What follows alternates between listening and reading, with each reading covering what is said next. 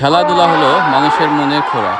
বর্তমান যুগে যুব সমাজ যে হারে বিভিন্ন নেশায় আসক্ত হয়ে পড়েছে, একমাত্র খেলাধুলায় পারে তাদেরকে সুন্দর একটি জীবন ব্যবস্থা গড়ে তুলতে। দড়িকান্দির পালেরচরের মাঠ এটা। এই এলাকার যুব সমাজ হতে শুরু করে শিক্ষিত সমাজ সবাইকে সাধুবাদ জানাই। তারা প্রতি বছরের ন্যায় বিভিন্ন খেলাধুলার আয়োজন করে থাকে। তাদের এই আয়োজনের মাধ্যমে উঠতি বয়সে যে তরুণরা আছে তারা খেলাধুলার প্রতি আকৃষ্ট হয়। কেননা আপনারা জেনে থাকবেন বর্তমান যুগ এরকম একটা যুগে আমরা প্রবেশ করেছি। সেই যুগে যুব সমাজ মোবাইল হতে শুরু করে বিভিন্ন অনলাইন গেমে জড়িত, এমনকি বিভিন্ন নেশায় তারা এতটাই আসক্ত হয়ে পড়েছে, যুব সমাজ আজ অবক্ষয়ের পথে। একমাত্র খেলাধুলাই পারে তাদেরকে এই অবক্ষয় দূর করতে।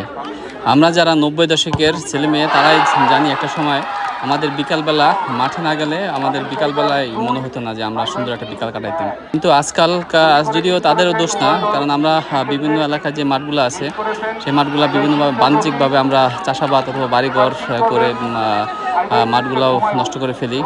তাদের খেলাধুলারও তেমন সুযোগ সুবিধা থাকে না, হয়তো এই কারণে তারা খেলাধুলার প্রতি অনেকটা নিরুৎসাহিত হয়। তাই তাদেরকে বিভিন্ন খারাপ কাজ থেকে বিরত রাখতে তাদের পাশে দাঁড়াতে হবে।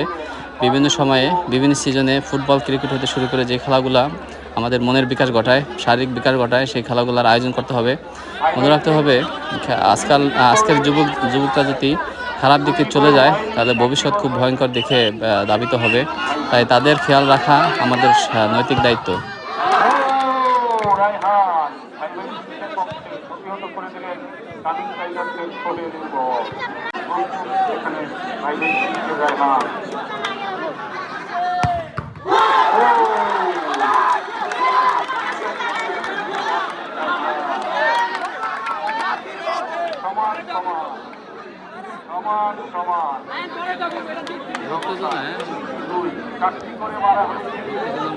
সেখানে গোল 2-2 একটি করে 5 মিনিট মধ্যে আমাদের একটাই মাত্র বাকি আছে।